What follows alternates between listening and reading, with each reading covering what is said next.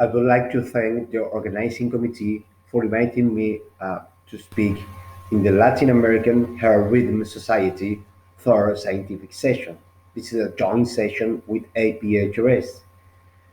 We're going to talk about the ERA HRS, APHRS, LAHRS, expert consensus on risk assessment in cardiac arrhythmias. Use the right tool for the right outcome in the right population. General tools for risk assessment, strengths and limitations.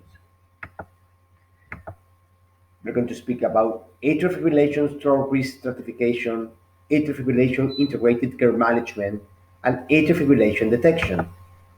As you know, the most commonly used stroke risk stratification score is the CHAS-BASC, and this is because it's based in clinical variables and it can be used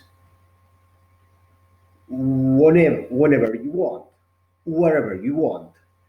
And it is not based in any biomarker as is proposed in new scores. It is easy to use.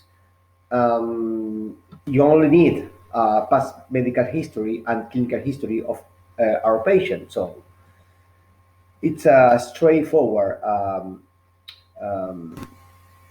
score to predict stroke. And if you see where we came from, we can see that the chat score and the chat's revised score, when we divide the patients according to their risk, low risk, intermediate risk, and high risk,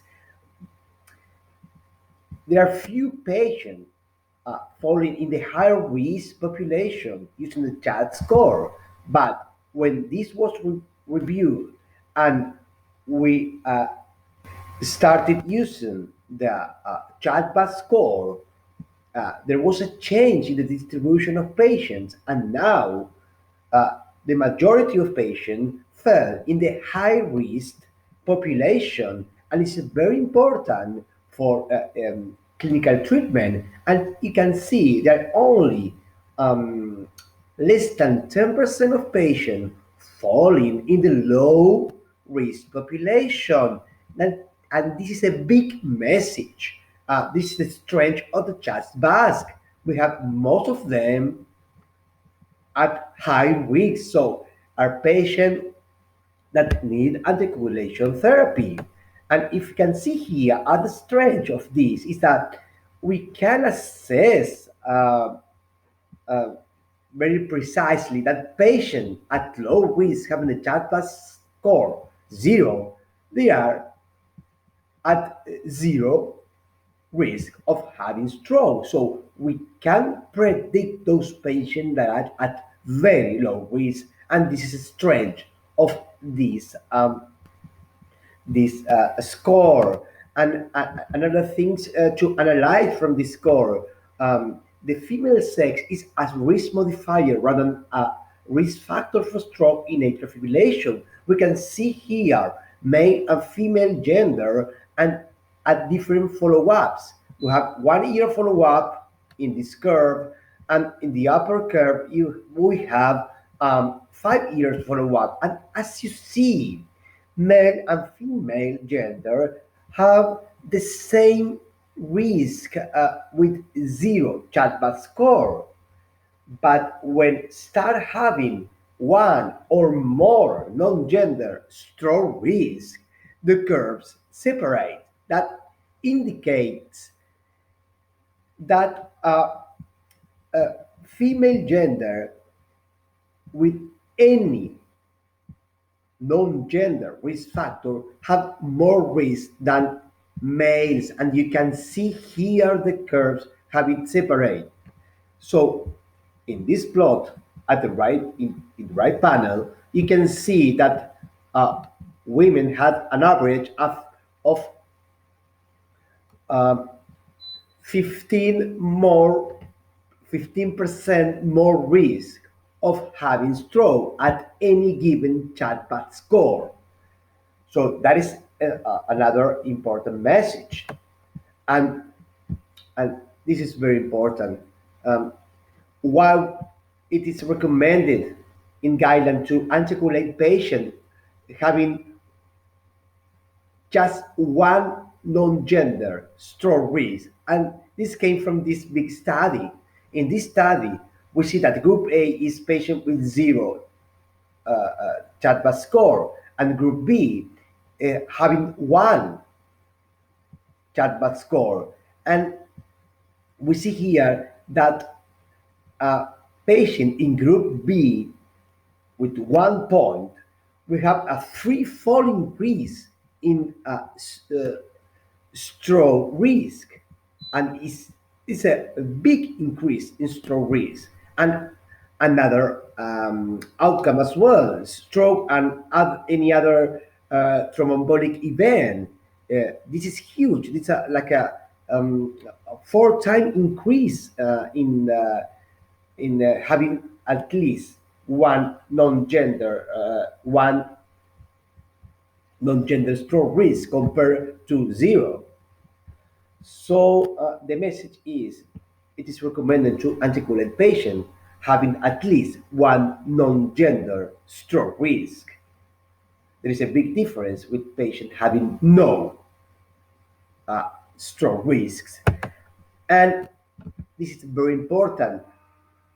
This is the delta CHATBA score, the dynamic stroke risk change over time. What does it mean? That if we follow patients over time, we can see that patients having stroke have an average of a delta CHATBA score of 1.86 points as compared to patients not having stroke that didn't reach a, a point of change in their profile. So it's very important to assess patients periodically to assess if they have a change in their chat bus profile. And a change in their chat bus profile is a strong predictor of stroke. You see here a patient that has stroke in this long follow-up. 90% of patients had at least 1 point change in their chat bus score profile as compared with a patient having no stroke. Only half of them have a delta CHATBA score more than one. So this is a strong message to follow patient and do the delta CHATBA score. It is recommended to follow a patient periodically every 4 months to assess this issue. And you can see here, type of atrial fibrillation also matters. We can see here that non-paroxysmal atrial fibrillation, I mean persistent atrial fibrillation or long persistent, has more risk of having stroke when comparing to paroxysmal atrial fibrillation. All-cause mortality and stroke risk is increased in persistent atrial fibrillation. Special attention to this population. How to deal with this patient and manage with an, uh, a good care for our patients. We can do that using the atrial fibrillation better care pathway for integrated care management that was designed by Dr. Gregory Leap, using the A to avoid stroke, B to manage better symptoms for the patient, and C to manage cardiovascular and non-cardiovascular comorbidities. And using these three steps that you very well know, we can reduce adverse outcome in our patient. And this is a strength of this integrated care management. And we can see here in this post hoc analysis from the AFIM trial, patients that were ABC adherent um, they have a better outcome. And we can see here um, uh, in the green bars that patients that were following an ABC pathway, they have a better outcome. With we can see less composite outcome, less hospitalization, less all cause of death, less cardiovascular events, and less of any event. So it's very important to follow this ABC pathway that can help us manage our patient in a daily basis. Um, and how we diagnose atrial fibrillation, and this is a meta-analysis using a huge number of patients with a single moment EKG. And you can see here that high-risk population um, that are older than 65 years old have an average of detecting atrial fibrillation at single moment of 1%. Just single moment. But what happens if we do an um, systematic screening for AF detection, and this was done, the stop study using the Zenicor device, intermittent EKG recording twice daily over 2 weeks.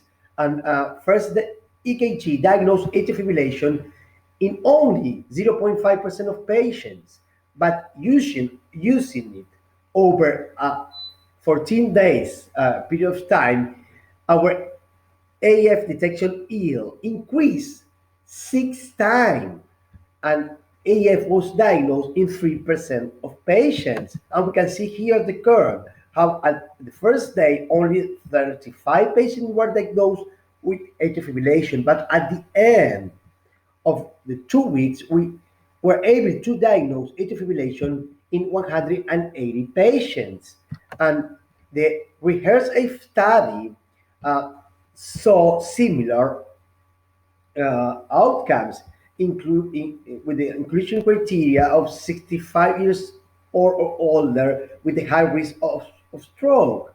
That was done intermittent EKG using the Alive core cardia monitor twice weekly over an year. And you can see here that conventional care uh, only has the AF detection yield of 1% as compared to electrocardia monitoring that was nearly 4%. That is a four-fold increase in detected atrial fibrillation. That is the importance of doing systematic screening in high-risk population, and happen the same with implantable loop recorder monitors. We can see here high-risk population at 1 month, 6% detection yield, going up to 40% at 3 years, and this is a very strong message. But in the Apple Heart study, we see that it's a large amount of patients that fall in the very low stroke risk population, age less than 40 years old. And what happened? There was a very small number of irregular detection pulse notification, just 0.16%, as compared to 3% in a more in a higher risk population. So here we are not using the right tool for the right population, because this is a very healthy population, and AF was then confirmed in 35% of patients. So we have to use the right tool in the right population. So we need appropriate use of stroke risk stratification, assessing patients periodically as their stroke risk may change over time. AF incidence changes depending on the diagnostic tool we use. We do not diagnose what we do not search. We have to aim our strategies in detecting AF in high-risk population and avoid massive screening in unselected population due to growth in wearable device technology. Use the right tool for the right outcome in the right population. Thank you very much.